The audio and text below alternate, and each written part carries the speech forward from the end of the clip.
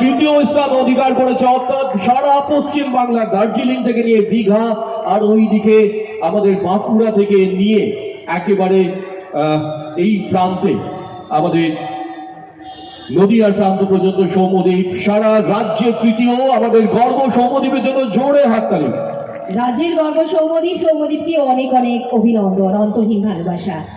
তাকে সম্মানিত সমৃদ্ধ করলো। ১,৫০০ টাকার কুপন এই উৎসব প্রাঙ্গণ থেকে, বইমেলা প্রাঙ্গণ থেকে সৌম্যদ্বীপ কিনতে পারবে ১,৫০০ টাকার বই। একবার জোরে হাততালি এই অনন্য উদ্যোগের জন্য।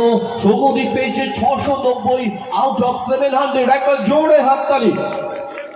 আমরা মঞ্চে বিনয় সাধুকাকে আলোন, তাকে আশীর্বাদ জ্ঞাপন করছেন।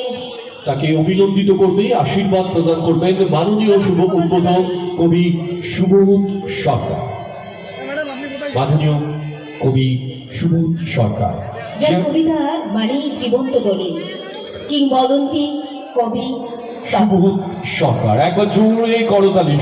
মাননীয় কবি সুবোধ সরকার মৃণাল সাধুকাকে অভিনন্দিত করছে।